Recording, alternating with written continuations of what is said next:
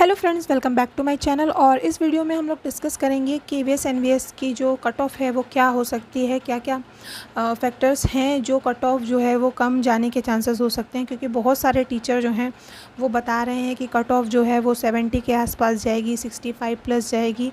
तो बहुत सारी ऐसी चीज़ें हैं जिनकी वजह से कट ऑफ जो है वो इस बार कम जाएगी। हालांकि 2023 का जो एग्ज़ाम था उसके उससे अगर कंपेयर करें तो इस बार का एग्ज़ाम जो है वो बिल्कुल अलग आया हुआ था। पैटर्न चेंज हुआ था, सिलेबस चेंज हुआ था, हर तरह से हर चीज़ चेंज हुई है। तो जो कट ऑफ है वो कम जाने के चांसेस क्यों हैं? सबसे पहले तो एग्ज़ाम जिन्होंने दिया होगा, ये मेरा G4 है, तो इसमें कुछ रॉन्ग क्वेश्चंस थे। रॉन्ग क्वेश्चंस की वजह से बच्चों का जो टाइम है वो बहुत ज़्यादा कंज्यूम हो गया, बच्चों का बहुत ज़्यादा टाइम लग गया, जिनकी वजह से बहुत टाइम वेस्ट हुआ है बच्चों का।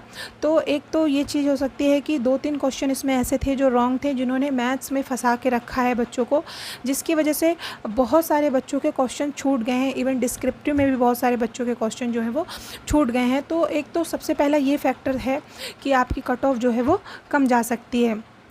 दूसरी जो है वो टाइम लिमिट है। टाइम लिमिट एकदम आपको फिक्स दी हुई थी, क्योंकि आपको प्रिपेयर करने का ज़्यादा टाइम नहीं दिया हुआ था। आई थिंक 28-29 दिन में आपका एग्ज़ाम ले लिया गया था।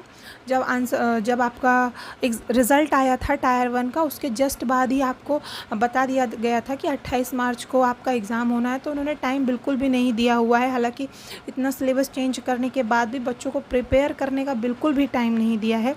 तो सबसे बड़ा फैक्टर ये हो सकता है कि आपका जो कट ऑफ है वो कम जाए।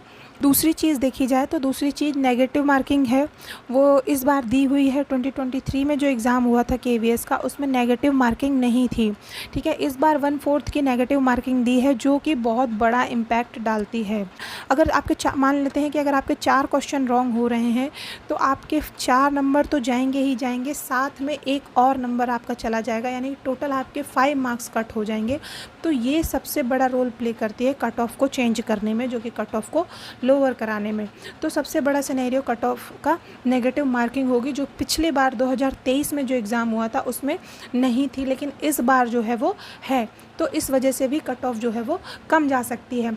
इसके बाद कुछ बच्चे हैं जो वो रॉन्ग क्वेश्चंस में फंस गए थे, जिनका आंसर ही नहीं आ रहा था। कुछ क्वेश्चंस ऐसे हैं जिनमें हिंदी में क्वेश्चन कुछ और दिया हुआ है, इंग्लिश में कुछ और दिया हुआ है। इसकी वजह से बच्चे जो हैं वो कंफ्यूज हो गए थे, बहुत ज़्यादा कंफ्यूज हो गए थे कि आंसर कौन सा लगाना है, क्योंकि हिंदी के अकॉर्डिंग भी आंसर दे रखा था और इंग्लिश के अकॉर्डिंग भी आंसर दे रखा था।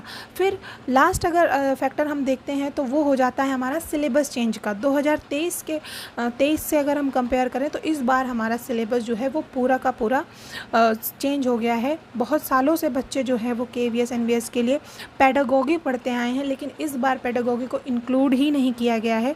तो ये सबसे बड़ा फैक्टर हो सकता है कि पूरा सडन सारी की सारी चीज़ें जो हैं वो चेंज कर दी गई हैं। तो ये चीज़ भी वेरी करती है आपके कट ऑफ को लोअर लाने में।